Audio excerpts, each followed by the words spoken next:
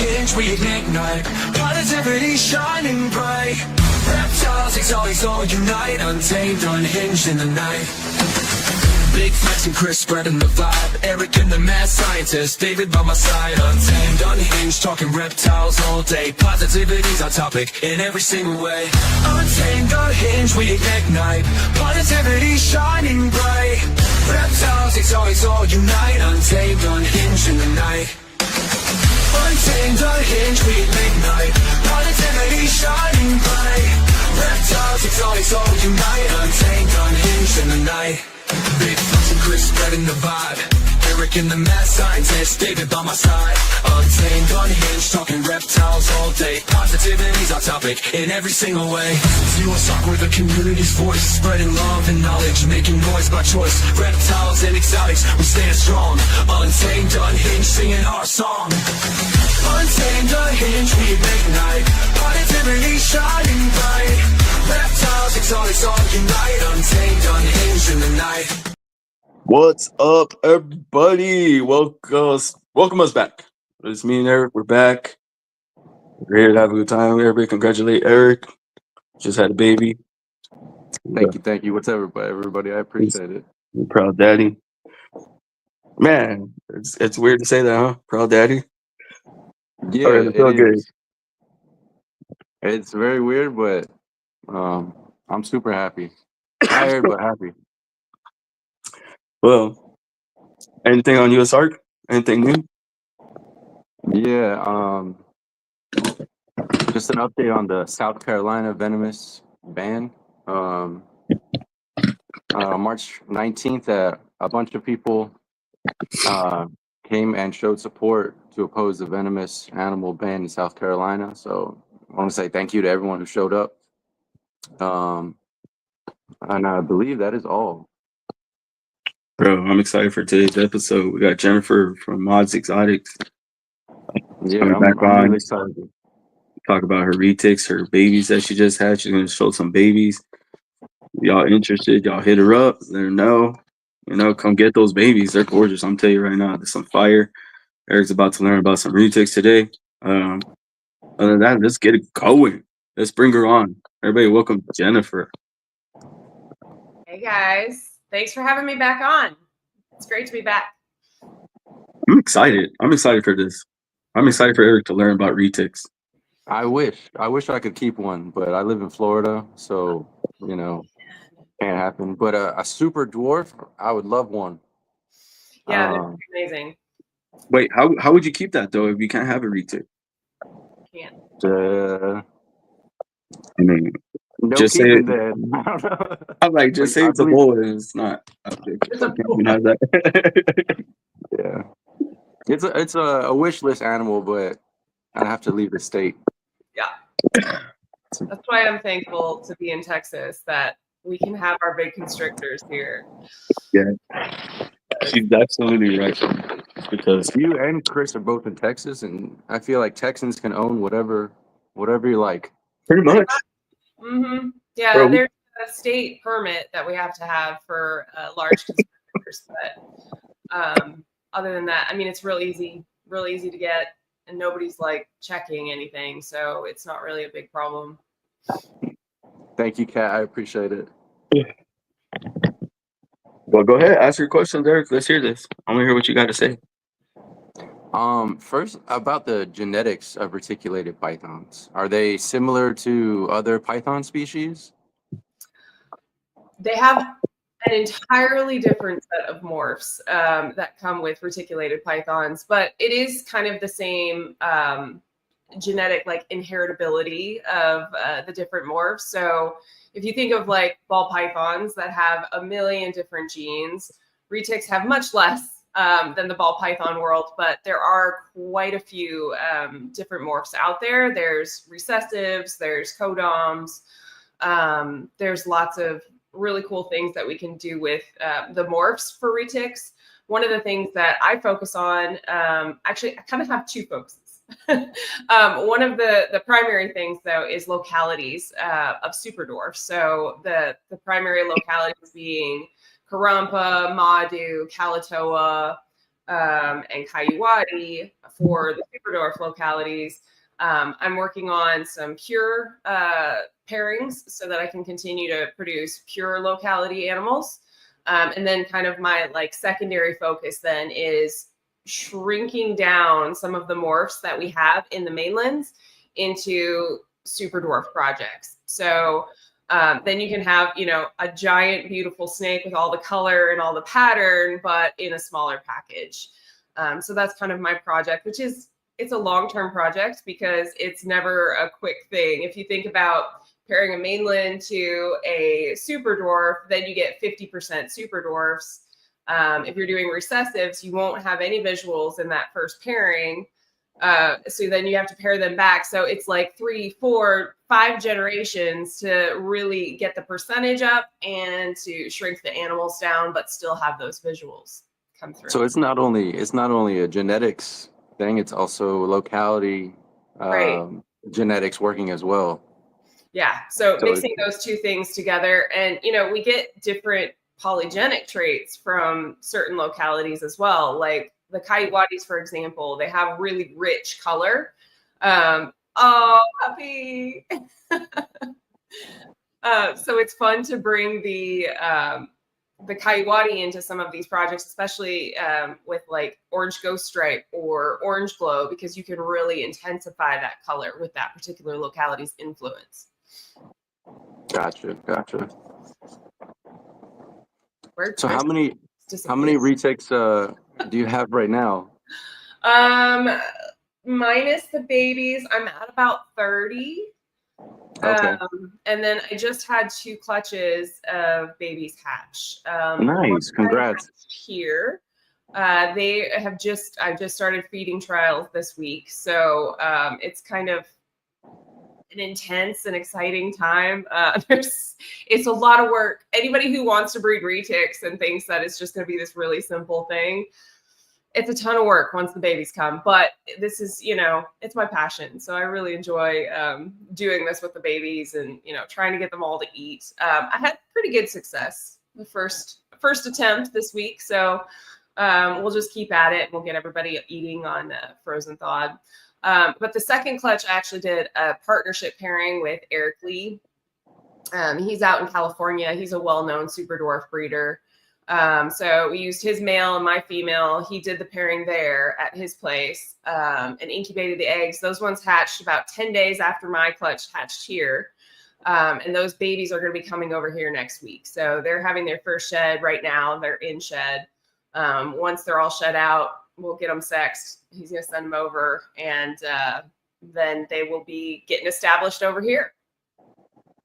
That's awesome. Are the babies, how should I say this, more finicky than your mainlands to get started? I wouldn't say that they're more finicky.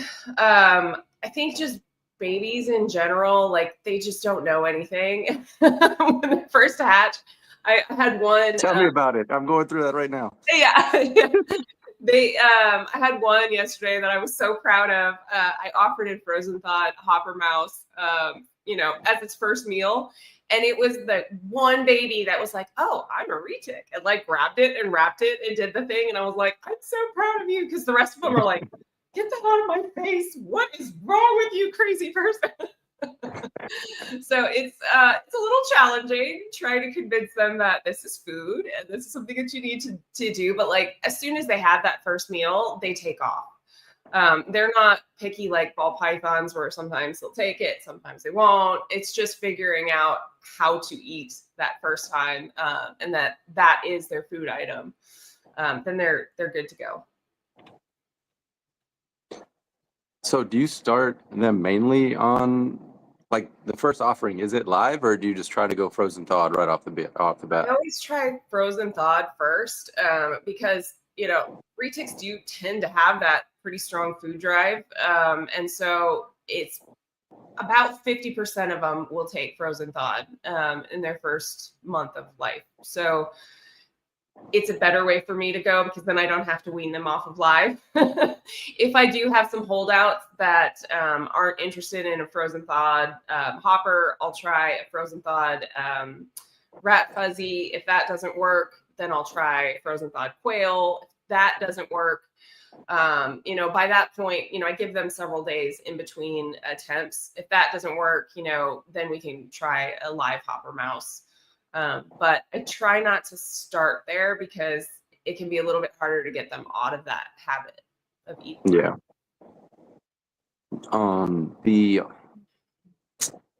The super dwarf locality, I guess they would be crosses when you're trying to put them into larger mainland types. Yes. Are they born smaller, or are they around the same size? So it depends on who the mom is. So if you're using a super dwarf female, she's going to have, a determinate size of egg that she can lay, right? So they're going to be coming out of a smaller egg. They're probably going to be a lot smaller from the get-go. However, I don't know that this has necessarily been proven, but I believe that genetics are still going to play a part at some point if you're properly feeding those animals. Whether the mom is a mainland or the mom is a super dwarf, those animals could get to the same size, being a 50% super dwarf. So, you might have a little bit beefier babies that come out from a mainland mom, bred to a super dwarf male, but eventually, I think the size will end up on the same track because of genetics. Gotcha. I'm gonna pull up your Instagram real quick because there's one gene that I don't know any genes about retics. Let's just say that. There was one gene that caught my eye, and it's called ocelot. Oh yeah. Can you explain a little bit about that gene? I'm not too Ocelot? familiar. Mm-hmm. So it's a recessive gene. It's kind of recent, actually. The first ocelots were born here in the U.S. In, I want to say 2019, 2020. Sorry, guys. Sorry. I'm taking care of something real quick. I'll be right back. No worries. Yeah. So just within the last, maybe it was 6 or 7 years, the first ocelots visuals were made here in the U.S. And because of the Lacey Act, we aren't able to import anything from outside of the U.S. anymore, any reticulated pythons. So the genes and the gene pool that we have here is all we've got. And so we that stopped in 2014. So what we've got in here, they started working with some of those animals that were the late imports that came in days before the Lacey Act went into place. And they found out that they had this recessive morph. It looks very much and I think the name comes from an ocelot cat where it has the circles. And so it's got just this really cool bold pattern. It tends to change the color a little bit. It makes them a little bit more silvery and blue. And a lot of times with the bright yellow head, actually my shirt is an ocelot. A&B Exotics is one of the first to have produced ocelots here in the US. And so that's kind of his landmark gene that he works with. And so, one of my goals is to shrink ocelots down into super dwarfs because it is a mainland gene. But again, this is a recessive project. So this is going to take, at least 2 generations to see 50% super dwarf ocelots that are visuals. And then, if you want to get them higher percentage, then you're crossing them back into super dwarf to get to 75%, and then 87 or 82.5%. So it's kind of like this progressive project, and that takes 2 generations just to increase the percentage every time to get the visuals back. So it's long term. Thank you for explaining it, because when I see numbers like 37 and a half, I'm like, wait a minute, I have no idea what math we're doing here, Yeah, so you take the mom's percentage and the dad's percentage and you add them together and then you divide by 2. So if you have a, say, 50% super dwarf male and you're crossing it back into 100% super dwarf female, you add those together, it's 150. Split that in half. Now it's 75% super dwarf, the offspring will be. I am so sorry. The higher percentages that you go, it tends to be smaller and smaller. Oh, I thank you for explaining that because I have a perfect analogy. My son is technically more Cuban now than I am because I'm only half, and my wife is 100%. So now he's 75%. Same thing, right? 75% Wait, Cuban. That's it. Eric, can you speak Spanish? Not really. I'm one of those no sabo people, you know. No Sabo people. God damn. Bro, No, I everybody spoke thinks Spanish I'm when I was a kid, Colombian. bro. Everybody thinks I'm Colombian because I can speak Spanish, and they're like, "Dude, your Spanish is clean." Well, I mean, I will say like where you live can help you with your speaking of other languages I guess. because living in like Miami or where I live in Orlando, it's a lot of Cuban and Puerto Rican people. So it just helps like when you're around like that sort of culture. Yeah, for But sure. it doesn't help me because I still don't remember a lot. But okay, so what were we talking about right now? We were doing genetics 101. The ocelot, I only ask about that because, like you said, the head is so I don't know, it's just eye appealing. The yellow head, Mm-hmm. and That bright yellow head. They're really mhm. beautiful. Not all of them do. I've seen plenty that have come out without it. But the cool thing about ocelot is that their colors change throughout their life. So you'll see them look one way as a hatchling, and then by the time they're an adult, their colors will look entirely different. It's really kind of a neat change to watch.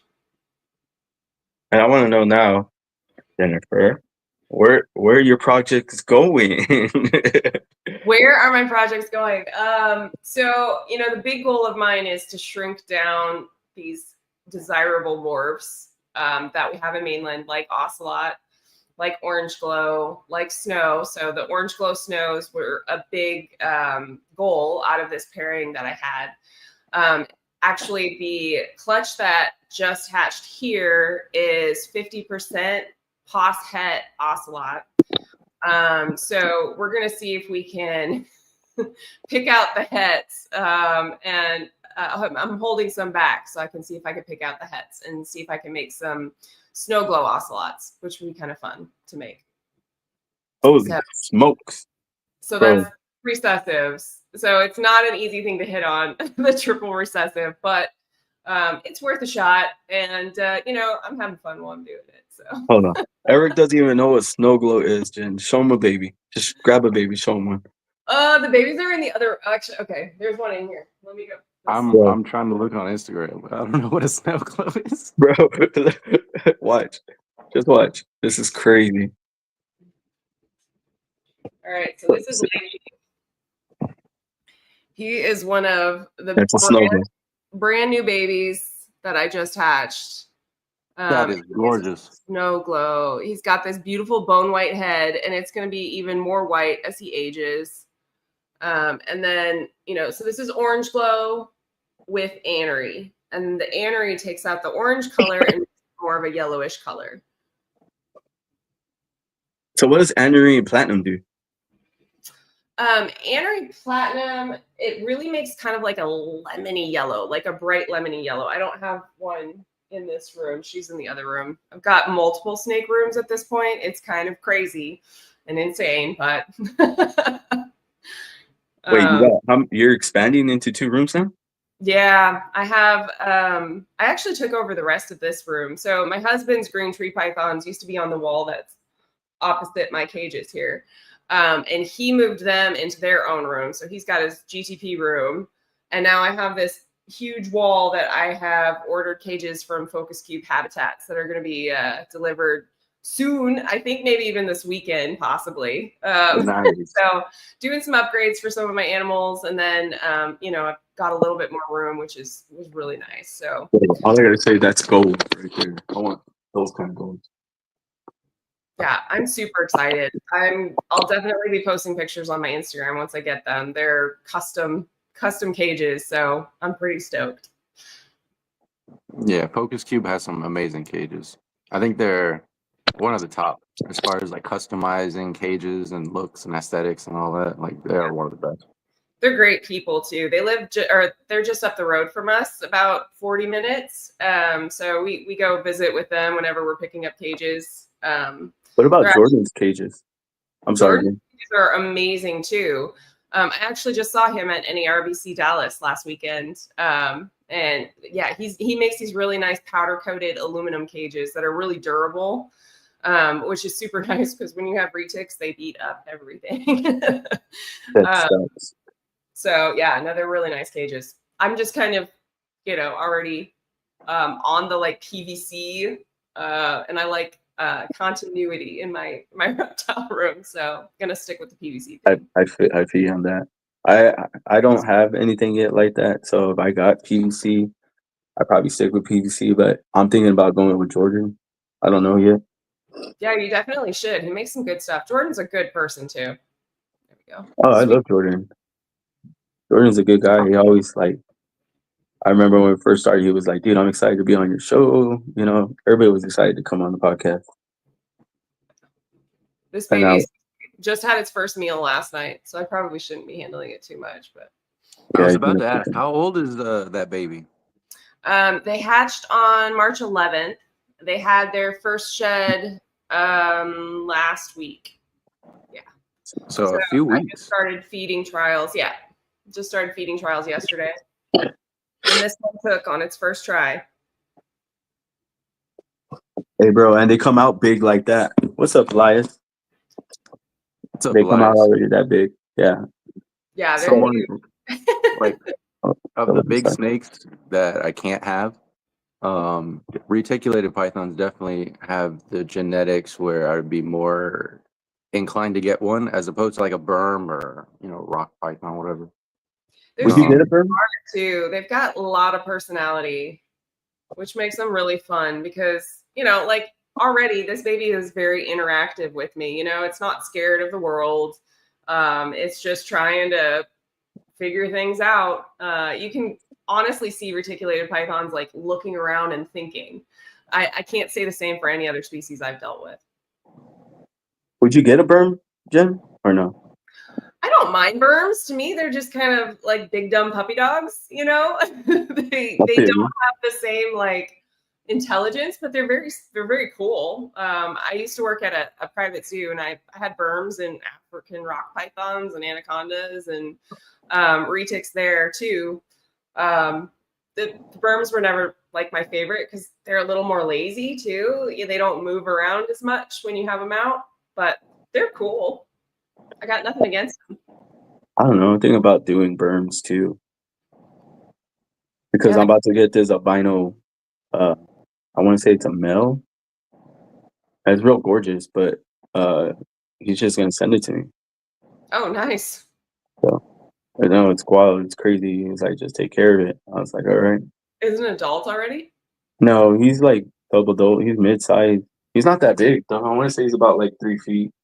Oh, okay.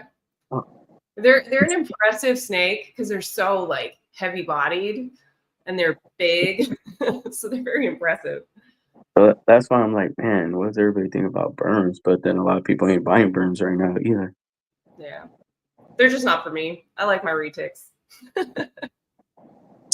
And so how much has your business expanded since you last been on the show? Yeah, I don't really think of it as a business. Frankly, I mean, I have my brand, my Mod Exotics brand, but this is really a hobby for me. So, I breed as I can, and I, like to interact with people and customers, but it's not something that I'm like, okay, I need to make, X number of dollars this month to get by. This is just kind of what I do for fun. So, it's grown, but I mean, my number of animals has definitely grown. I can tell you that. What are you up to now? Say that again? I said, what are you up to now? How many animals? Well, 30 retics. I think I have, with the babies right now, I have about 100 reptiles. So, yeah. 100 reptiles. 100 So are you cleaning? Huh? Are you like cleaning all the time, or All the time. I set my alarm early so that I can get up and do animal stuff before I go to work. And then, after I get done with work, I'm up here feeding and taking care of the animals. And, I'm kind of on socials throughout the day, just, interacting with people and posting up pictures that I have. And so, yeah, it pretty much occupies all of my time outside work. But it's good. It's good. And it's great because my husband is also a reptile guy. So, the two of us are just always talking reptiles, going to reptile shows, knocking everything. it out together? Yeah, everything revolves around reptiles in our household. That's awesome. What's my next question? Freak, I forgot. Back to I I know. actually have colubrid breeding season starting now too. So I've got 2 MBK females that are gravid. So we'll have some little black snakes coming in the next couple of months. Nice. I was looking at those actually last night. They're really pretty. They come out and they have such feisty little attitudes. But they calm down and they're super fun snakes. I enjoy my MBKs. I got rid of my Calkings because I found out that they are just not for me. But Mexican black king snakes and the gray banded king snakes are definitely favorites of mine. I'm trying to try for my first clutch of gray banded king snakes as well this year. Not sure if my female took. I've seen them block, but I don't know. We'll see. I have to ask because I've never attempted to breed king snakes. Was there any love bites going on or anything weird? So my Cal Kings, I bred Cal Kings last year. I got rid of them after I bred them, but they took 3 years in a row of me attempting to pair them for them to finally breed. The first 2 years, they tried to eat each other, and I had to intervene and stop that nonsense. And then the 3rd year, they just locked, and I was like, "Oh, okay, good job, you guys." I don't know. They're strange. Those Calcates, they were something else. But usually, if you get the timing right with the female and she is gravid, she will not try to eat him. And also, make sure you feed both of them before you put them together. Yes. And don't walk away. This is not a set it and forget it kind of deal. You have to stand there and watch to make sure, because I have had to intervene a few times. It's just king snakes are interesting like that. It's a funny I don't know, 0 to 100. Either we're hungry or we're mating, one or the other. Exactly. It's very strange. Actually, with the gray bands, they recommend that you brumate them together. So that means leaving them together in a tub because I brumate in a wine fridge, in the wine fridge without watching them for 3 months. It was so nerve-wracking for me. But, logically, I'm thinking, okay, if they're both cooled down, they're not going to be hungry. So, that's the point where they're going off of food anyway. And actually, I did put them together, and they brumated together this year, and nobody died, so it's good. I've heard horror stories though, for sure. That's another thing. Brumating in coolers and fridges, I can't fathom. As a Floridian, I can't. It's kind of nice because I get a 3-month break from the colubrids. And that's right at retic breeding time. So it gives me, I kind of balance my year. Retic breeding happens while they're brumating, and then, they breed as soon as they come out, and I've already got retic babies on the ground. So then, the colubrid babies will be hatching a few months later. So kind of got it paced out so it works out. I'm sorry, guys. If you're hearing some stuff at the same time trying to do this podcast. Everybody keeps calling me. Just car issues. My car broke down, so just. Oh no. Yeah, trying to get it all fixed up and everything. It's just a lot of work right now. No worries. So I apologize. You're good, bro. No, dude, I just hate doing that during the podcast. So I understand. unprofessional. Life happens with all of us, you know. Yep. At any moment, there could be a woman with a screaming baby walking through this door, and I might have to leave. And then you have to go. Bro. Your father do these calls. You're right. You're right. You know, you gotta go do that. For real. Uh, so yeah. So what is your next parent, Jen? What are you trying to make next? I have several things that I'm working on. I won't be doing any more retics this season. I have one more girl that may lay. I don't know. She's been kind of, it's really hard with first time females because you try to like judge their cycle and sometimes you hit and sometimes you don't. So I have one more female who may be potentially gravid, and that would give me purple snows, white snows, and lavender snows because it's a lavender to lavender pairing. So we'll see if that one hits. And if not, then we'll be trying again. The next one to go, I might be making some cows this year to see if my phantom girl, if she decides to go. I don't know if you can see her sitting up there on her hide. She's a beautiful baby. I love her. I have an orange glow or orange ghost stripe. Actually, you can probably see him too. He's sitting on top of his hide right there. So that's the OGS and my phantom girl. Oh, there. I don't know if you can see because of the glare, but that boy right there to that girl over there. I don't know how well you guys can see that, but so if those two go this year, that would be amazing. I've been raising them up for a while, so I'm hoping it'll be her year to cycle. She's getting fat, so she's probably close to ready.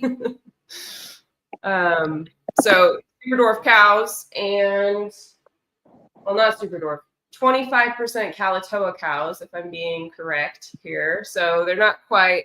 There's an Erica. This is just for your benefit. Typically, Whatever your percentage, I'm believing. Trust me. People typically don't count anything less than 50% of a super dwarf locality blood as super dwarf. So we try to get to that 50% mark or higher to call it a super dwarf. Okay. It's just kind of an industry standard. You know, I don't know who decided on those rules, but you can still correctly like identify something as 25% Kalatoa, and that's totally valid. It's just, you know, then the other 75% is from mainland locality. And yeah, so that one, I've got some ocelot stuff cooking hopefully this year. I also am working on another purple snow pairing. If I can get my big girl Olive to cycle. She fooled me this year. For your big purple game? she's a platinum. I don't know if you can see her. Yeah, She's on the bottom. Right there. Yeah, she's gorgeous. That's my platinum het purple snow girl. And she'll be going to this boy. He was out a minute ago. He went back under his hide. To a purple motley het anery that I got from Eric Lee. A really beautiful animal. So we'll try to make some purple snows that are super dwarf. Those ones would be 62.5% super dwarf. Are these all mainlands or No, they're super dwarf. super dwarf? Mm-hmm. Are you trying to like make something world's first snake, like a world's first super dwarf? Are you trying to do something like that, like everybody else? So I do have one world's first that just hatched, which I'm pretty excited about. This was my partnership pairing with Eric Lee. We hatched Motley GC Orange Glow Snow. So pretty stoked about that one. It's in shed right now, so we'll get pictures of it once it sheds and reveal it. We'll be the first to see it. Yeah, it's really cool looking. And I was telling my husband about it. You know, he kind of glazes over a little bit when I talk about the retics. He likes them. He's fine with them, whatever. But he is through and through a GTP guy. Anyway, I was telling him about this as being like a world's first, and he looked at the picture of it and he's like, it just looks like a giant earthworm. Why are you excited about that? And I was like, I can't with you. Why? Does it have like paradoxine or something on it?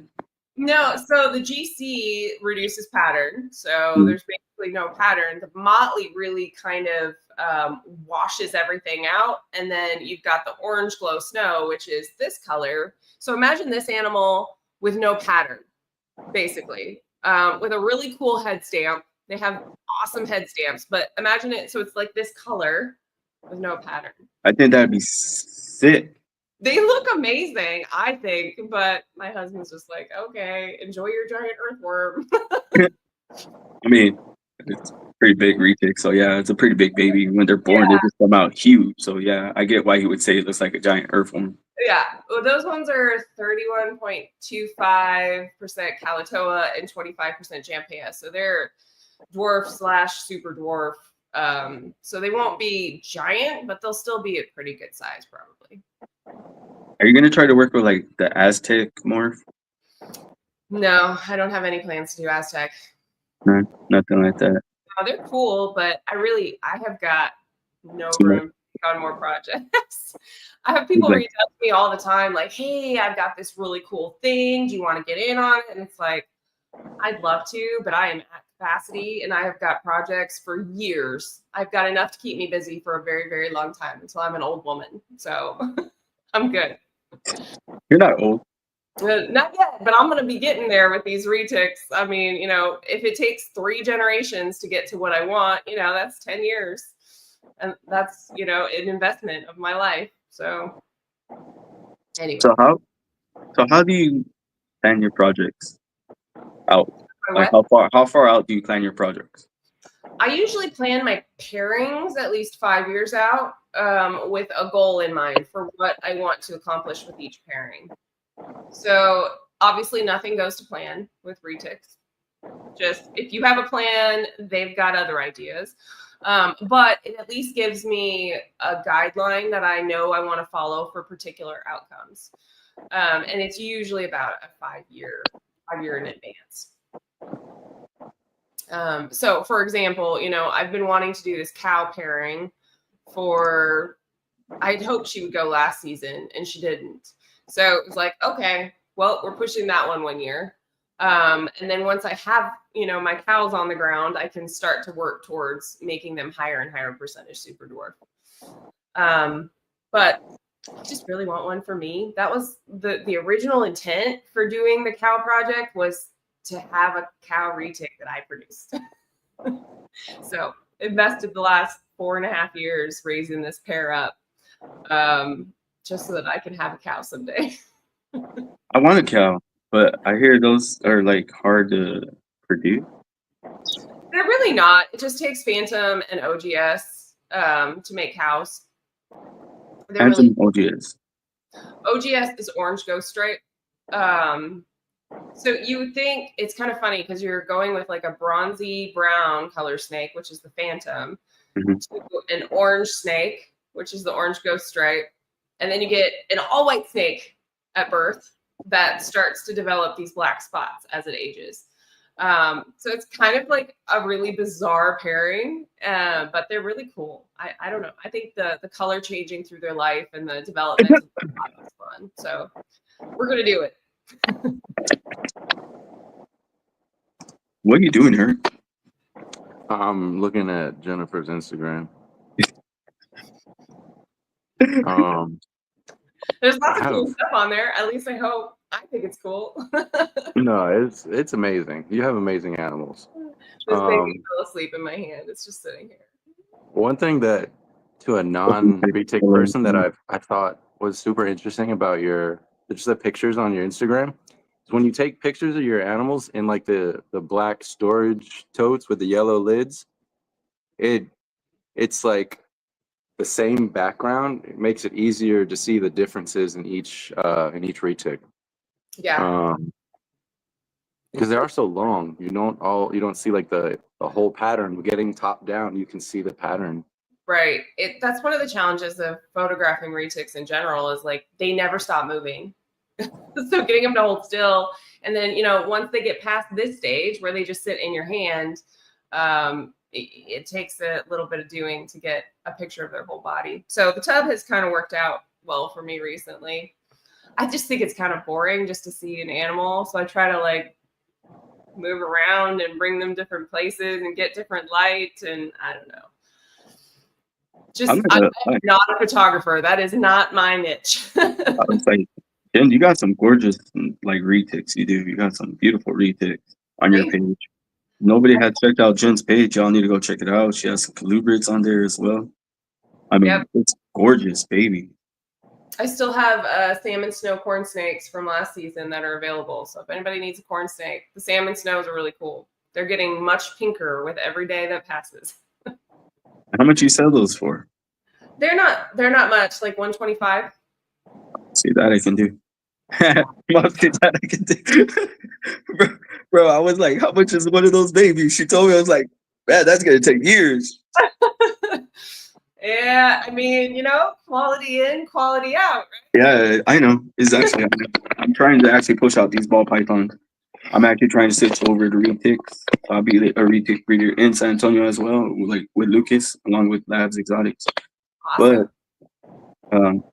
But like I said, Lucas did reach out to us, or reached out to me, and we're also getting another sponsor.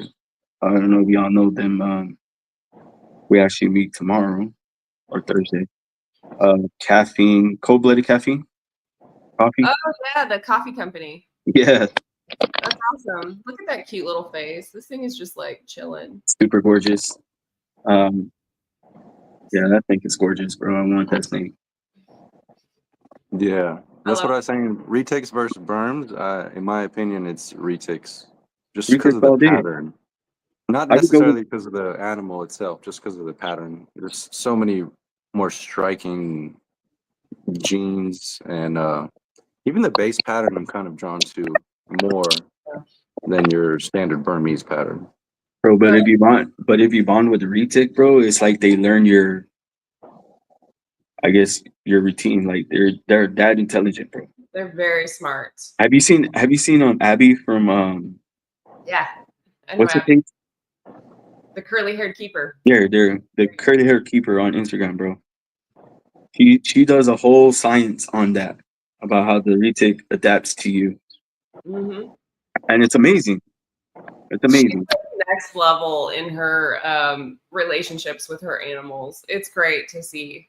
She does really cool enclosures too, bioactive enclosures for her retics, and she does maternal incubation for her retics as well, which is really cool. She's got one clutch maternal incubating right now, actually. It's really fun to follow along with her story. Bro, it's amazing. She's doing amazing things. Especially with retic eggs. That's crazy, bro. But I was gonna ask you, do you cut your eggs, or have you tried maternal incubation? I have not tried maternal incubation. I really don't think I'm set up well for it. Keeping on paper, it would make it harder to keep the humidity right. In the bioactives that Abby has, she's keeping them on sphagnum moss for their nesting area, so she's able to help control the humidity in that area. I just think there'd be too much fluctuation in the way that I keep my animals. And the reason that I keep mine on paper is for a little bit more sterility. Like I like to cleanliness. So I'm able to change that paper faster. You know, I can clean my entire room in a day, all of my animals in a day, just because of the way that I keep them. So, you know, to each his own. There's some people who love bioactive. There's some people who don't love bioactive. I've got no problem with it. It's just not for me. So I agree. I'm hit and miss with bioactive. I feel like bioactive should be not for snakes, but I mean, Abby's made it happen with retics, obviously. It works for her. I don't know.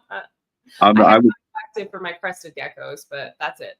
Yeah, I would say for here in Texas, I would say crested geckos. I don't think it's really good here in Texas for snakes. It depends on the humidity, and our humidity is dry. It's dry as hell. Yeah, it's dry for you. I'm in Houston, so it's super, super humid here. So, yeah, it's humid up there. It's dry down here. So it depends on where you're going. Yeah. So it's hit or miss with humidity, and especially here in Texas right now. Yeah, for It's sure. raining, so it's drying. Like it's dry. The humidity's going up, but I mean, it just goes away. The next day it's hot. Just dry air, bro. That's why we get sick out here a lot. Weather doesn't know how to stay when we. And But then next week it might be snowing where you guys are. Yeah. are you gonna make new merch, Jen? Are you making like new merch or anything? No, I haven't. I mean, I did that big push to get my shirts out there. Gosh, was that 2 years ago now? A year and a half? Something like that. Yeah, you did. And I haven't really done anything since then. I still will order a shirt or two for like really good customers, but haven't made a big push for merch. I'm like, I feel like, I don't know, your merch would push, like, you just pushed it harder. Maybe. I wasn't even selling it. I was just giving it away to friends. That's what I did at first. Here you Because go. Have a shirt. yeah, I was just trying to do that just to get the name out there. And then people, started buying. So once they started buying, I ordered some more shirts here. San Antonio did one on the sidewalk, and people would stop and be like, "Oh, what is this?" I'm like, "Oh, it's my business, and I deal with reptiles." I had a snake out there. Show them, let them hold it out. Let them hold it, and then they would buy the shirt and leave. That's awesome. So I mean, I don't know. It's just hustling, pretty much, just trying to get your name out there, push yourself out there, so people are gonna get to know you. So like, I don't know. But like I said, Lucas came to me. He's like, "What? You're too big now?" He's joking, but I'm like, "No, man. Just trying to do things, trying to make things happen." Especially with the Untamed Unhinged network, we got so many podcasts dropping now. We got I don't know, like 4 or 5 podcasts under the network now. It's crazy. Yeah, y'all are killing it. That's awesome. So I'm. Everybody's like, "Dude, I see you. You're just trying to push things out. You're hustling. You're moving. You're not stopping. You're grinding." It's literally a killer though. It takes all your time and it takes a toll on you, especially when you're working during the day. And then you gotta put time into these flyers, into these making these music videos. I mean intros. It's a lot. It's a lot. Mhm. It takes a toll on you. Well, I appreciate you having me on. This is one of the ways that I've been able to get my name out too, is just doing different podcasts with people. And so it's really, really helpful to me. So I do appreciate you guys. Yeah, if y'all haven't seen Jen on, she's been on before. There's an episode with her, and she's been on the Ladies Night episode. She hosted that episode. I hosted the And ladies. then Fun. she's been on Lucas Lab, the Retic Lounge. Yep. Go check her out there as well. I've been on the Retic Rundown with Joe. Oh yeah, I was supposed to be there I was there for that one. Uh, That's a good one. I was a little late. maybe. Yeah. I think I've been on that one twice now. Oh, So one yeah, I time was only there we were the there, first and time. one time we were doing another like ladies night thing. It's kind of funny because there's not that many ladies that keep retics, but those of us that do, like, we are on it. We are like on our game. It's great. But yeah, and then the other one that I've done is Gary Tarpley's podcast. Oh yes, I forgot about his too. Yes, I forgot about Gary's. What is it called? The Retic round table or the Retic table? Shoot, I'm drawing a blank. I can't remember. I can't remember what it's called either, but I thought it was a Retic table or It was Retic something. Retic Rant? No. no. Yeah, it might have been Retic Rant. Those are some good names. I think so. Bro, I don't know. I can't remember, but Jen's been on quite a few. Yeah, it's fun. I like doing podcasts. It's fun to talk I about my. don't know why she won't host one. It's too much work, like you just explained. Yeah, but what if I did all the work? We could have somebody talk about retics. Oh man, I don't know. I'm just saying, Jen, throwing it out there. Chris. What? We'll have to revisit that another time. Because I'm like, that'd be dope. Because I already got like so much, what do you call it? Put it in a group of women, actually, amazing women, talking about, either rehoming reptiles, rehabilitation of reptiles, and then we got the Short Tail, the Blood Python podcast. Mm. And then we also got a spider podcast, Tarantula podcast, which is hosted by another woman, Jen. And everybody sees that I'm only going after the women because the women are more detailed than, I hate to say it, than men. And that's why I pick women. Because they're thorough. They're thorough. We're Like, fun. yeah, you can ask Jen anything. Thorough. Like, what do you keep your temps at, Jen? Just What do I- example. What do you keep your temps at night?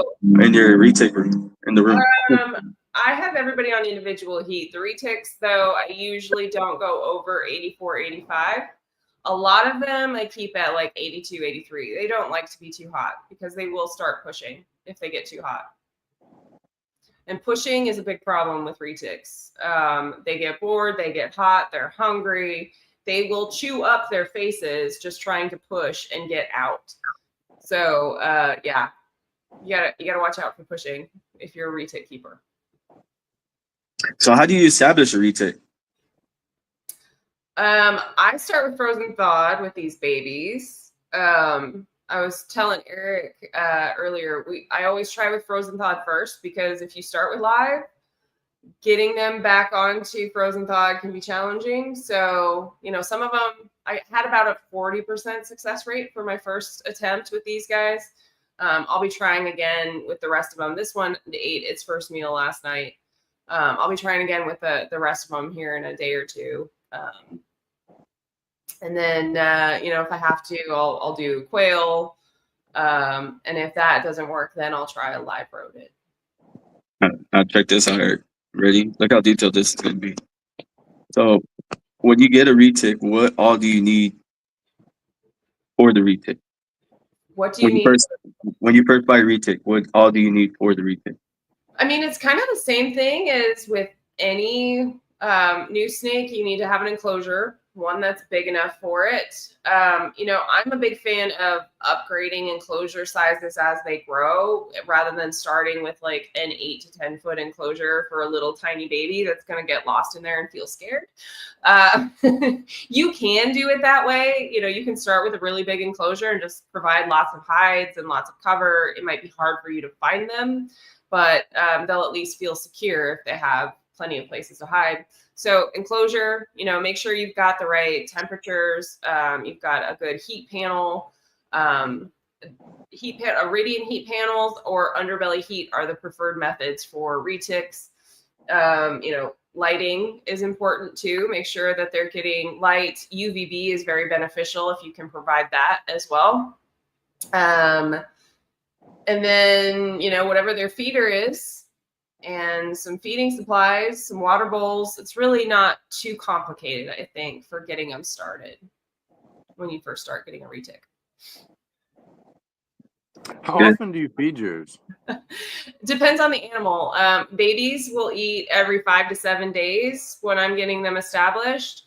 My adults eat, the ones who are not breeding, eat once every 4 weeks. So I give them a really big meal once every 4 weeks. Gotcha. Some people go even longer with their adults that are not breeding, of course. I've heard people say they'll give them like a giant meal, like they can barely swallow it once every like 4 to 6 months. Gotcha. So for like very interesting. A like 18 to 20 foot python might eat a goat every 6 months. And then that's it. That's all they eat for 6 months. And how would you keep a super dwarf small, like most people want? Would you feed it like once a week, every 2 weeks? I say once every 2 weeks. So it's not really a matter of keeping them small because genetically they are not predisposed to grow into giants. However, yes, feeding does play a part in that.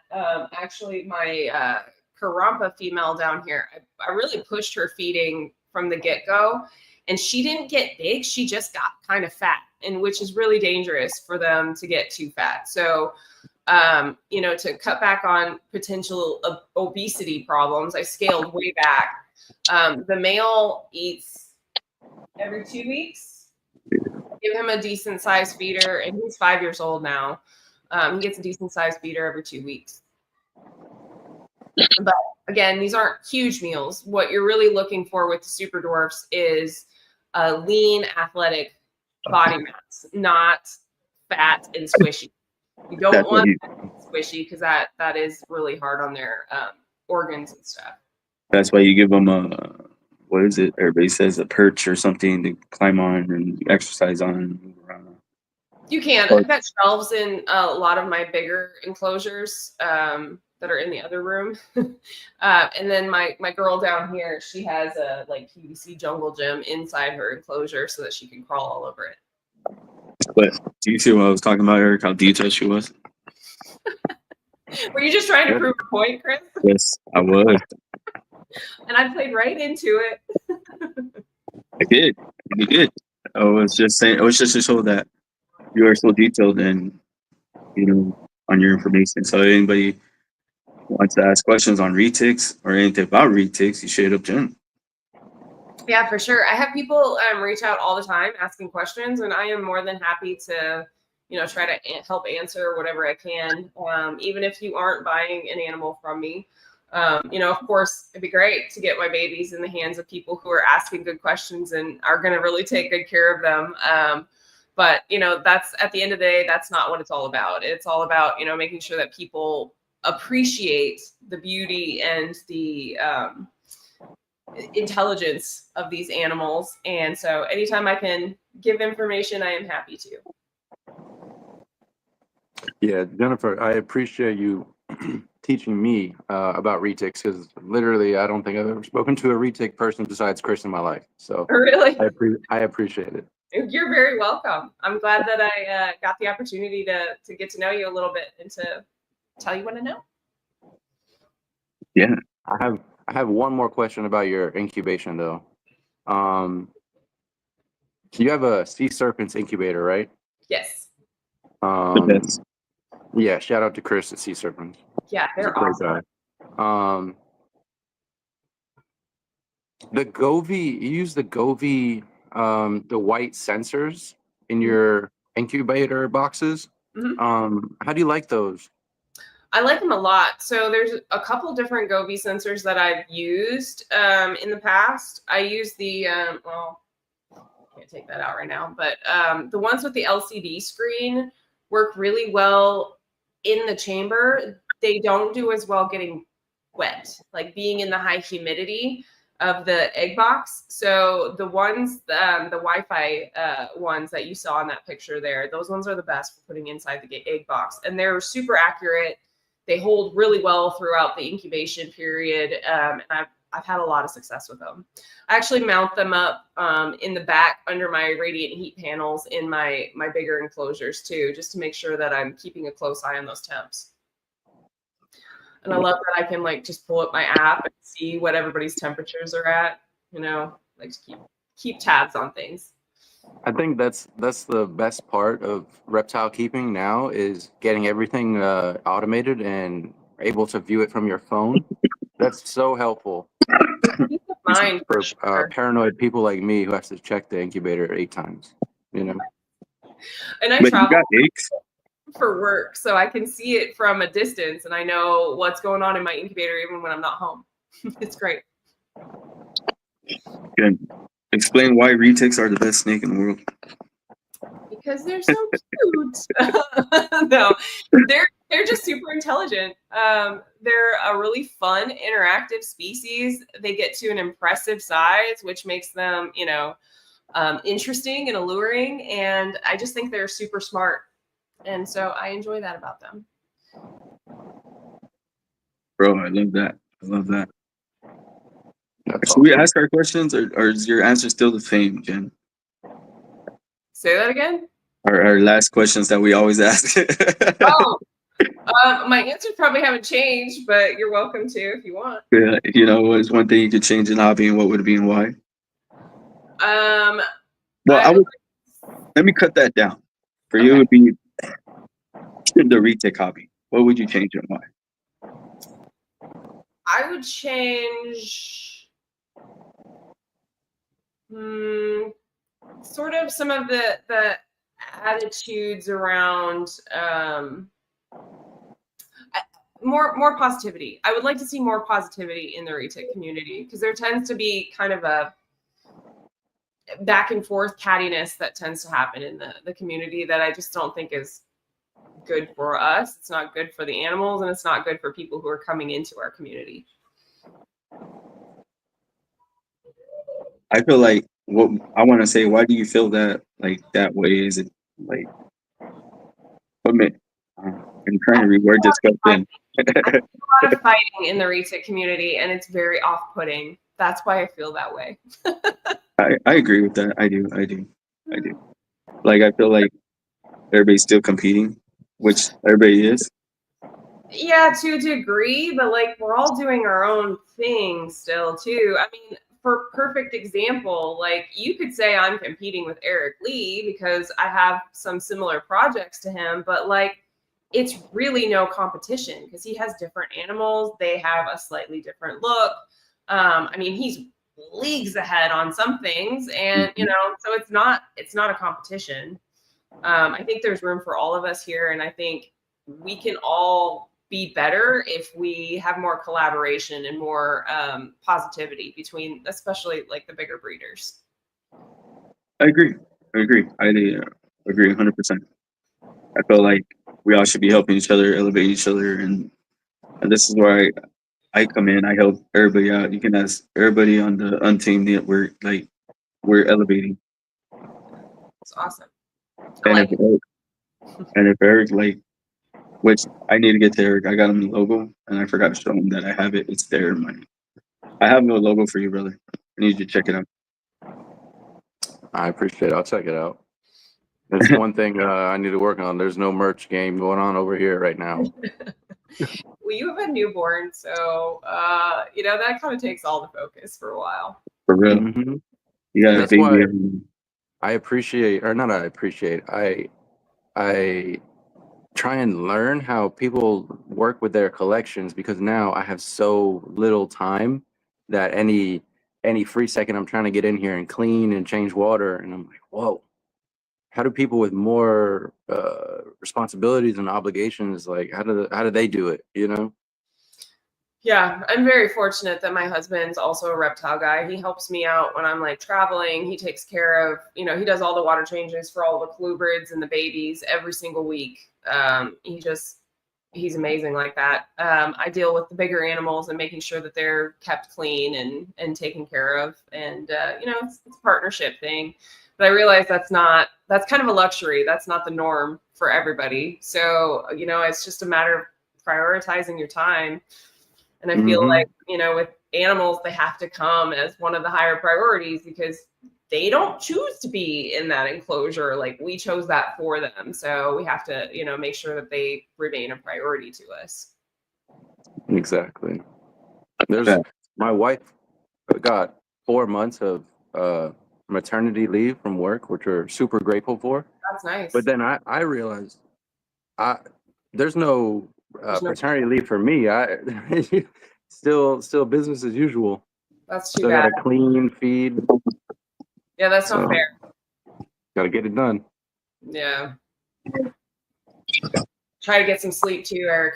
I know. I have a son too, so I know how those newborn early weeks and months are. Yeah, so I'm already used to feeding, cleaning, picking up poop. Now it's just times 5 or times 10. You know what I mean? You got a rapid question, brother? Yeah, my question for Jennifer is: can you give me a problem or a situation that you ran into either with your animals or where you were keeping them, and then how did you overcome it? And it could be like I said, with your animals, where you keep your animals, something happened weather-wise, anything. Yeah, so back in 2021, February of 2021, we had snowpocalypse here in Texas. And we lost power for 48 hours and it was 15 degrees outside. Pretty much the worst possible thing that can happen. for a reptile keeper happened. That's just, At the time, I was in a rental house, and so I was very much like out of control of how to handle that situation because it wasn't my own home. I didn't have gas. I didn't have any way to heat my animals. So what we ended up doing was basically putting them all in pillowcases and putting them in the car and running the car in the driveway, just to keep them warm. So it was a disaster. But what I learned from that is I never want to be without power again, because that is horrible. Lucas, for example, lost eggs during that time from that power being out. And these animals mean too much to me to have them die or lose eggs or anything else happen. So when we bought this house that we're in now, the first thing I vowed to save money and to do is to get a standby generator. And so we have a backup generator on the house now. Comes on within 30 seconds when the power goes out. And honestly, we've only used it like once. We had 24 hours where we didn't have power in the last 3 years. But that was worth it to not be stressing for that 24 hours. So that was kind of a, big expense, but so is my collection, so it was worth it to me to do that and make sure that we have that peace of mind. 100%. No, that's a great one. I actually remember that about you guys having that big thing in Texas. That was actually my it was my bachelorette party. Were you in Texas when it happened? No, I was in the Keys. But I had somebody from Texas coming in who couldn't come in because of the snow apocalypse. It was horrible, and my son was 8 months old at the time, so I was trying to keep my baby warm too, not just my son.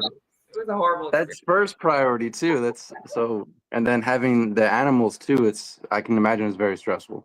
Yeah, but we're not doing that ever again. We got the standby generator. Everybody who has a sizable collection, protect your investment. Get yourself some, at least even just a generator that you have to go out and start up, so that you can run some of the heat panels or run air conditioning if it's hot out.